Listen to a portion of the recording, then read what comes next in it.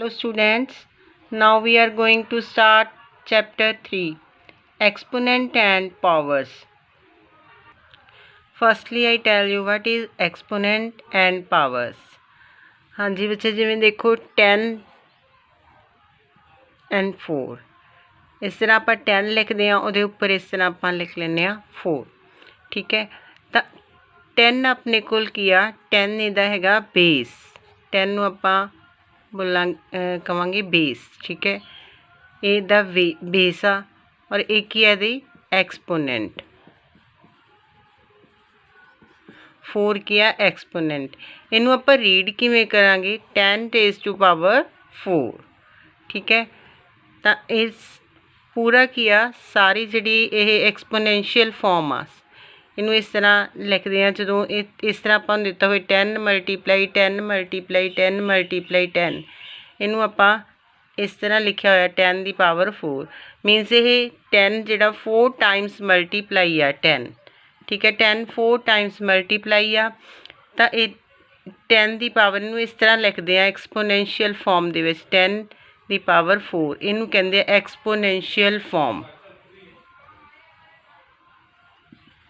Exponential form ठीक है। जो इस तरह इनू लिखा जाता तो इनू आपां कहने एक्सपोनेंशियल फॉर्म तो इस सारे जिहड़ी अपने कोल एक्सपोनेंशियल फॉर्म आ इनू कहंदे आ पावर ठीक है।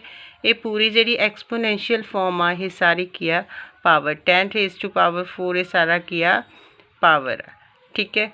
हुण देखो नैक्सट देखो लॉस ऑफ एक्सपोनेंट एक्सपोनेंट दे आपां लॉस देखांगे। फस्ट जो सेम बेस होवे ठीक है सेम बेस होवे देखो ए दी पावर 2 मल्टीप्लाई ए दी पावर 3 ठीक है। A raise to power 2 a raise to power 3 base दोनों का बेस किया 2 सॉरी दोनों का बेस ए आ सेम बेस आ तो बेस आप इस तरह लिखते हैं तो पावर्स इन्हां दी जे विच मल्टीप्लाई का साइन आ बेस सेम आ तो पावर्स ऐड हो जांदियां 2 + 3 पावर कितनी आ जूगी ए दी पावर कितनी आ जूगी 5। अगर विच डिवाइड का साइन आ चलो मान लो आप इत्थे MN ले लैंदे आ पावर इहदी ए दी पावर M और ए दी पावर N ठीक है। इहदे विच मल्टीप्लाई का साइन सी ठीक है इत्थे M + N जे इत्थे डिवाइड का साइन होवे विच तां फिर इत्थे ए दी पावर M - N तो उन्हां दियां पावर्स जिहड़ियां वो सबट्रैक्ट हो जांदियां जदों सेम बेस होण ठीक है। जदों सेम बेस आ जदों बेस सेम आ तो उन्हां दियां जिहड़ियां मल्टीप्लाई का साइन आ विचाले उन्हां दी तां पावर्स ऐड हो जांदियां जदों विच इन्हां दे डिवाइड का साइन आ तां पावर्स जिहड़ियां वो सबट्रैक्ट हो जांदियां। हाँ जी नैक्सट हैगा पावर ऑफ पावर जे पावर दे उपर पावर दी होवे a raise to power M power N ठीक है। हुण देखो पावर M उपर power N power of power दे उपर पावर दी हुई है तो ये मल्टीप्लाई हो जांदियां दोनों पावर्स तो ए दी पावर MN आ जाऊगा तो पावर्स दोनों ऐड हो जानियां सॉरी मल्टीप्लाई हो जानियां जे पावर ऑफ पावर होवे तो पावर्स जिहड़ियां वो मल्टीप्लाई हो जांदियां ठीक है। नैक्सट जो पावर्स सेम होण सेम पावर ठीक है जो पावर सेम होण तो ए दी पावर M मल्टीप्लाई ए दी पावर सॉरी B दी पावर M ठीक है।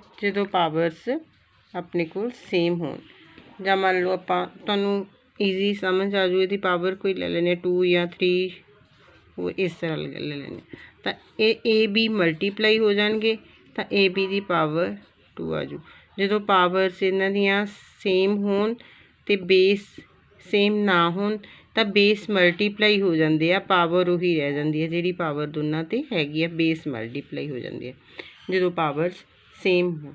ਠੀਕ ਹੈ, ਨੈਕਸਟ ਜਿਹੜਾ ਤੁਹਾਨੂੰ ਜਿਵੇਂ ਤੁਹਾਨੂੰ ਇਸ ਤਰ੍ਹਾਂ ਦਿੱਤਾ ਹੋਇਆ 5 ਮਲਟੀਪਲਾਈ 1000, ਠੀਕ ਹੈ। ਜੇ ਇਹਨੂੰ ਆਪਾਂ ਐਕਸਪੋਨੈਂਸ਼ੀਅਲ ਫਾਰਮ 'ਚ ਲਿਖਣਾ ਤਾਂ 5 ਮਲਟੀਪਲਾਈ 10 ਦੀ ਪਾਵਰ 3, ਜਾਂ ਤੁਸੀਂ ਲਿਖ ਲਓਗੇ 5, ਠੀਕ ਹੈ। ਜਾਂ ਹਾਂਜੀ ਰਾਜੇ, ਹੁਣ ਆਪਾਂ 4.1 ਐਕਸਰਸਾਈਜ਼ ਸਟਾਰਟ ਕਰਦੇ ਹਾਂ, 4th chapter the exponent and powers the. Base the find the base and the powers of the following. ਇਹਦਾ ਬੇਸ ਤੇ ਪਾਵਰ ਰਾਈਟ ਕਰਨੇ ਆ। ਦੇਖੋ ਜਿਹੜੀ ਐਕਸਪੋਨੈਂਟ ਆ ਉਹੀ ਪਾਵਰ ਹੁੰਦੀ ਹੈ, ਇਹਦੀ 2 ਐਕਸਪੋਨੈਂਟ ਆ, ਪਾਵਰ ਵੀ ਇਹੀ ਹੁੰਦੀ ਹੈ ਵੀ ਕਿੰਨੇ ਵਾਰ ਉਹ ਰਿਪੀਟ ਹੋ ਰਿਹਾ। ਠੀਕ ਹੈ, ਜਿਹੜਾ ਇਹਦਾ ਬੇਸ ਆ ਉਹ ਕਿੰਨੇ ਟਾਈਮ ਰਿਪੀਟ ਹੋ ਰਿਹਾ ਉਹੀ ਇਹਦੀ ਪਾਵਰ ਹੁੰਦੀ ਆ। ਹੁਣ ਦੇਖੋ ਇੱਥੇ ਬੇਸ ਕੀ ਆ ਇਹਦਾ 6 ਆ, 6 ਰਿਪੀਟ ਹੋ ਰਿਹਾ 2 ਟਾਈਮਸ, ਤਾਂ ਬੇਸ ਕੀ ਆ 6, ਅਤੇ ਜਿੰਨੇ ਵਾਰ ਰਿਪੀਟ ਹੋ ਰਿਹਾ ਉਹ ਇਹਦੀ ਪਾਵਰ ਆ 2 ਟਾਈਮਸ। ਹੁਣ ਇੱਥੇ ਬੇਸ ਕੀ ਆ ਆਪਣੇ ਕੋਲ -15, ਕਿੰਨੇ ਵਾਰ ਰਿਪੀਟ ਹੋ ਰਿਹਾ 2 ਟਾਈਮਸ, ਕਿੰਨੇ ਵਾਰ ਮਲਟੀਪਲਾਈ ਹੋਊਗਾ ਇਹ, ਜਿੰਨੇ ਵਾਰ ਇਹ ਮਲਟੀਪਲਾਈ ਹੋ ਰਿਹਾ। ਠੀਕ ਹੈ, ਮਲਟੀਪਲਾਈ 15 ਮਲਟੀਪਲਾਈ 15 2 ਟਾਈਮਸ ਹੋ ਰਿਹਾ ਮਲਟੀਪਲਾਈ, ਤਾਂ 2।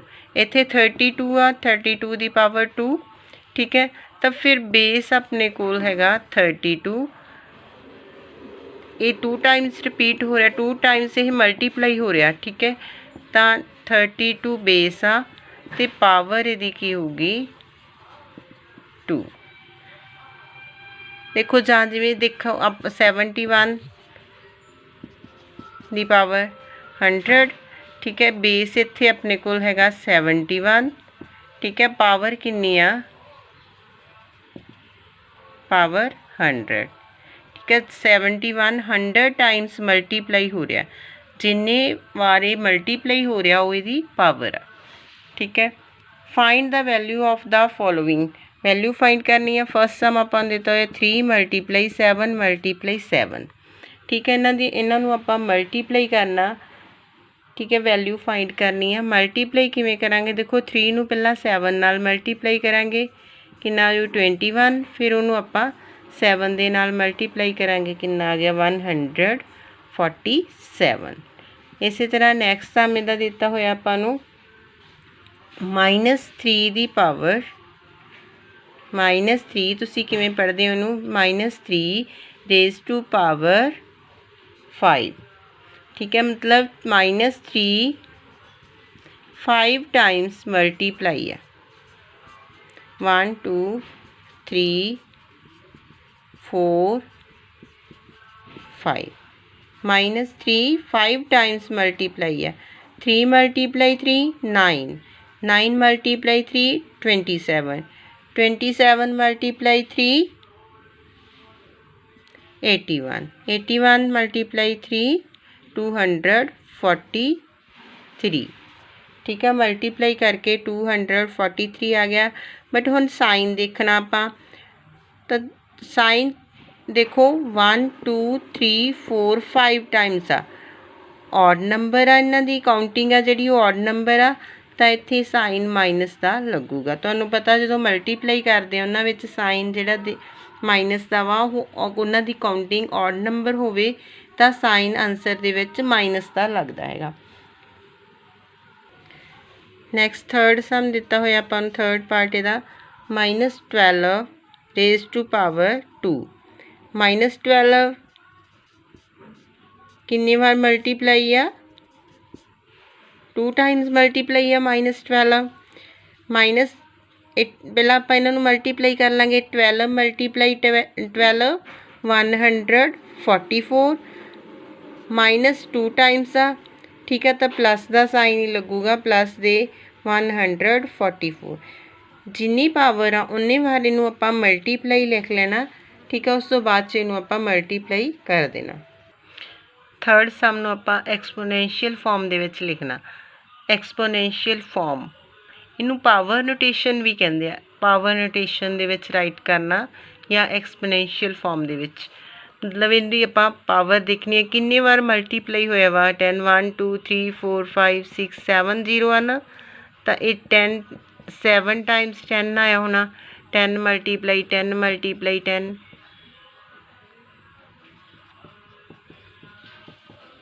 1 2 3 4 5 6 7 7 टाइम्स 10 मल्टीप्लाई होया तो ही अपने को आया नंबर ठीक है।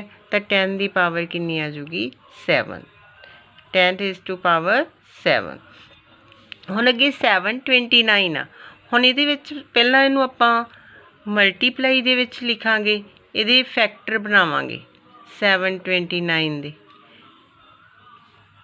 ठीक है। किन्ने ना 3 नाल डिवाइड होगा ये पहला 3 2 ज़ार 6 3 4 ज़ार 12 3 3 ज़ार 9 फिर 3 नाल 81 फिर 3 नाल डिवाइड होगा 27 फिर 3 नाल डिवाइड होगा 9 फिर 3 नाल डिवाइड होगा 3 तो फिर 3 नाल डिवाइड हो के 1 1 2 3 4 5 6 टाइम्स 3 आ गया 3 multiply 3 multiply 3 multiply 3 multiply 3 multiply 3 729 दे आपां फैक्टर बना ले ये अपने को आ गए 6 टाइम्स 3 आ गया तो इनू पावर नोटेशन दे विच लिखना एक्सपोनेंशियल फॉर्म दे विच लिखना तो 3 की पावर कितनी आ जूगी 6 ठीक है। 3 की पावर कितनी आ गई 6 अपने को। नैक्सट थर्ड सम इत्थे आपां नूं लिख के दिता होया उन्हें मल्टीप्लाई दे विच किन्ने टाइम मल्टीप्लाई होया वा 2 multiply 2 multiply 2 multiply 2 4 times 1 2 3 4 4 times -2 raise to power 4 4 times multiply आता है पावर 4 ठीक है। नैक्सट हैगा 81/16 हुण 81 दे फैक्टर बनाने आपां 3 ते डिवाइड होगा 27 3 ते 9 फिर 3 ते 3 फिर 3 3 3 1 ज़ार 3 ठीक है। 4 टाइम्स 3 आ गया ऊपर 3 मल्टीप्लाई 3 1 मल्टीप्लाई 3 मल्टीप्लाई 3 81 दे फैक्टर बन गए। फिर आपां बनावांगे 16 दे डिनोमीनेटर दे विच 16 आ तां आपां 16 दे फैक्टर बनावांगे 2 8 ज़ार 16 2 4 ज़ार 8 2 2 ज़ार 4 2 1 ज़ार 2 2 मल्टीप्लाई 2 मल्टीप्लाई 2 मल्टीप्लाई 2 4 टाइम अपने कोल कितना की आ गया 2 हुण 4 टाइम्स अपने कोल 3 आ ते 4 टाइम्स अपने कोल 2 आ 3 raise to power 4 2 raise to power 4 तो इनू आपां इस तरह लिख सकते हुन्ने दोनों ते आपां इनू कॉमन ही इन्हां दी जिहड़ी 4 आ पावर लगा सकते हैं दोनों ते एक पावर लगा सकते हुन्ने इनू न्यूमरेटर डिनोमीनेटर दे विच रैशनल नंबर नू राइट करके क्योंकि दोनों की पावर सेम आ 4 तो इस तरह इन्हों आप रैशनल नंबर नू इस तरह राइट करके उपर पावर इकट्ठी लगा दें दोनों की न्यूमरेटर ते डिनोमीनेटर। नैक्सट आपां दे रेसीप्रोकल लिखने हैं ठीक है। एक्सपोनेंशियल फॉर्म दे विच आपां नूं दिता होया दा आपां रेसीप्रोकल लिखना रेसीप्रोकल हुंदा उल्टा कर देना उल्टे क्रम कर देना रेसीप्रोकल उल्ट कर देना नूं न्यूमरेटर नूं डिनोमीनेटर बना देना ते डिनोमीनेटर नूं न्यूमरेटर ठीक है। तो रेसीप्रोकल कितना आ जाऊगा रेसीप्रोकल ऑफ तुसीं इस तरह लिखना हैगा reciprocal of 9/15 raised to power 2 is 15/9 raised to power 2 ठीक है। रेसीप्रोकल इस तरह लिखना हैगा।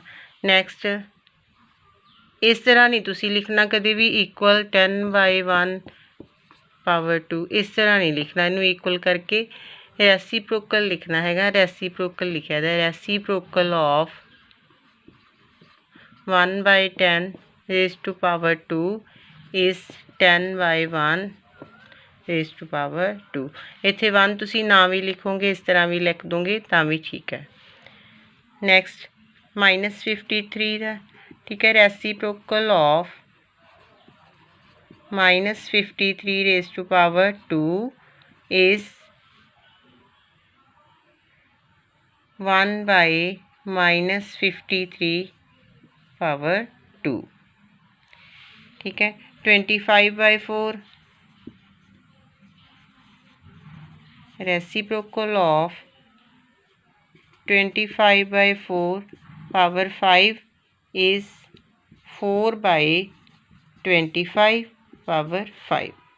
बहुत ईजी आ। ਰੈਸੀਪ੍ਰੋਕਲ ਉਹਨੂੰ ਉਲਟਾ ਕਰਕੇ ਲਿਖ ਦੇਣਾ ਹੁੰਦਾ, ਨਿਊਮੀਰੇਟਰ ਨੂੰ ਡਿਨੋਮੀਨੇਟਰ ਬਣਾ ਦੇਣਾ ਅਤੇ ਡਿਨੋਮੀਨੇਟਰ ਨੂੰ ਨਿਊਮੀਰੇਟਰ। ਬਟ ਜੇ ਤੁਸੀਂ ਇਸ ਤਰ੍ਹਾਂ ਲਿਖ ਦੋਗੇ ਇਕੁਅਲ 4/25 ਪਾਵਰ 5 ਤਾਂ ਰੋਂਗ ਹੋ ਜਾਊਗਾ। ਇਸ ਤਰ੍ਹਾਂ ਨਹੀਂ ਲਿਖਣਾ ਆਪਾਂ ਰੈਸੀਪ੍ਰੋਕਲ ਲਿਖ ਕੇ ਲਿਖਣਾ, ਰੈਸੀਪ੍ਰੋਕਲ ਆਫ, ਵੀ ਇਸ ਦਾ ਰੈਸੀਪ੍ਰੋਕਲ ਇਹ ਹੈ। ਇਸ ਤਰ੍ਹਾਂ ਕਰਕੇ ਲਿਖਣਾ ਆਪਾਂ, ਨਾ ਕਿ ਇਹਨੂੰ ਇਕੁਅਲ ਕਰਕੇ ਲਿਖਣਾ। ਜੇ ਇਹਦੇ ਇਕੁਅਲ ਲਿਖੋਗੇ ਤਾਂ ਉਹ ਰੋਂਗ ਹੋ ਜੂ, ਤਾਂ 4/25 ਇਕੁਅਲ ਤਾਂ -5 ਹੋ ਜੂ ਦੀ ਪਾਵਰ। ਉਹ ਤੁਸੀਂ ਅਜੇ ਨਹੀਂ ਤੁਹਾਨੂੰ ਦੱਸਿਆ, ਅੱਗੇ ਕਰਵਾਵਾਂਗੇ ਇਹ ਵੀ ਨੈਗੇਟਿਵ ਕਿਵੇਂ ਹੁੰਦੀ ਹੈ ਪਾਵਰ। ਫਿਲਹਾਲ ਤੁਸੀਂ ਇਹੀ ਧਿਆਨ ਦੇਣਾ ਹੈਗਾ ਵੀ ਰੈਸੀਪ੍ਰੋਕਲ ਲਿਖਣਾ ਤਾਂ ਉਹਨੂੰ ਨਿਊਮੀਰੇਟਰ ਨੂੰ ਡਿਨੋਮੀਨੇਟਰ ਬਣਾ ਦੇਣਾ ਅਤੇ ਡਿਨੋਮੀਨੇਟਰ ਨੂੰ ਨਿਊਮੀਰੇਟਰ ਬਣਾ ਦੇਣਾ। ਨੈਕਸਟ 5th ਸਮ ਹੈਗਾ ਫਾਈਂਡ ਦਾ ਵੈਲਿਊ ਆਫ ਐਕਸ। ਐਕਸ ਦੀ ਵੈਲਿਊ ਫਾਈਂਡ ਕਰਨੀ ਆ -4 ਠੀਕ ਹੈ। ਇਹਨੂੰ ਆਪਾਂ ਪਾਵਰ ਨੋਟੇਸ਼ਨ ਦੇ ਵਿੱਚ ਲਿਖ ਲੈਣਾ, ਐਕਸਪੋਨੈਂਸ਼ੀਅਲ ਫਾਰਮ ਦੇ ਵਿੱਚ 1024।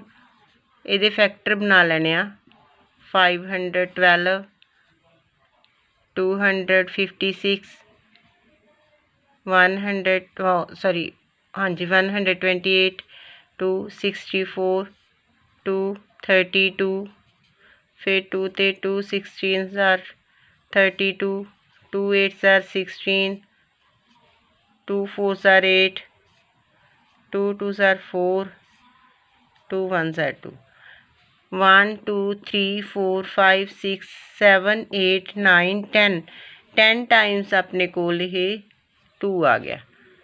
कितना आ गया -2 multiply -2 multiply -2 multiply -2 multiply -2 multiply -2 multiply -2 multiply -2 1 2 3 4 5 6 7 8 9 10 10 times अपने कोल -2 आ गया।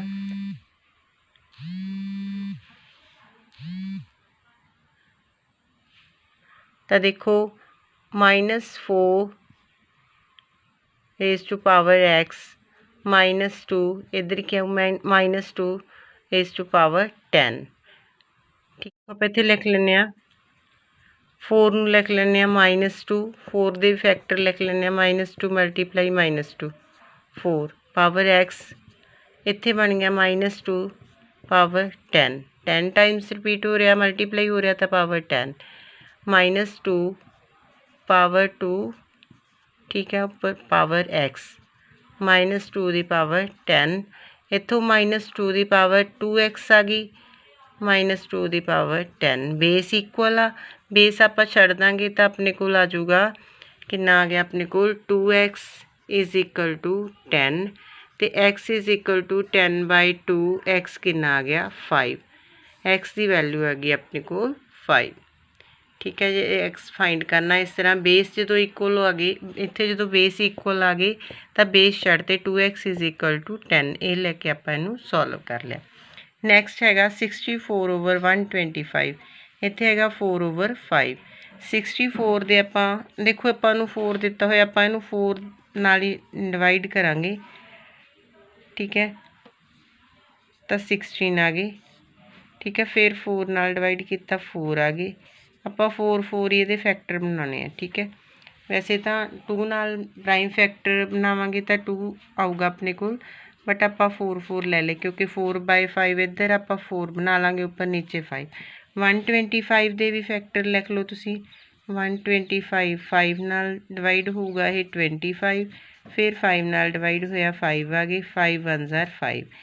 हुण इत्थे 3 टाइम्स 4 आ गया 4 मल्टीप्लाई 4 3 टाइम्स आ गया 4 3 टाइम्स ही 5 आ गया 64 बन गया। नाल माइनस सी सारे नाल माइनस बन लग गई -4 मल्टीप्लाई -4 मल्टीप्लाई -4। ठीक है हुण इत्थे अपने को 125 दे भी 5 टाइम्स 5 आ गया मल्टीप्लाई हो गया is equal to -4/5 raise to power x।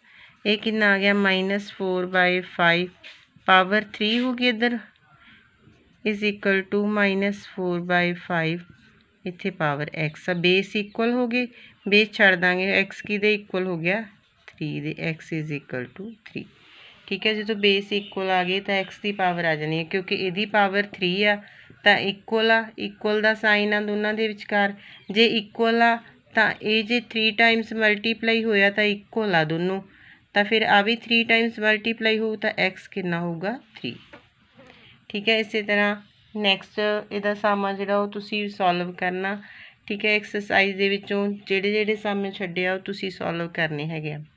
Okay thank you बेटा।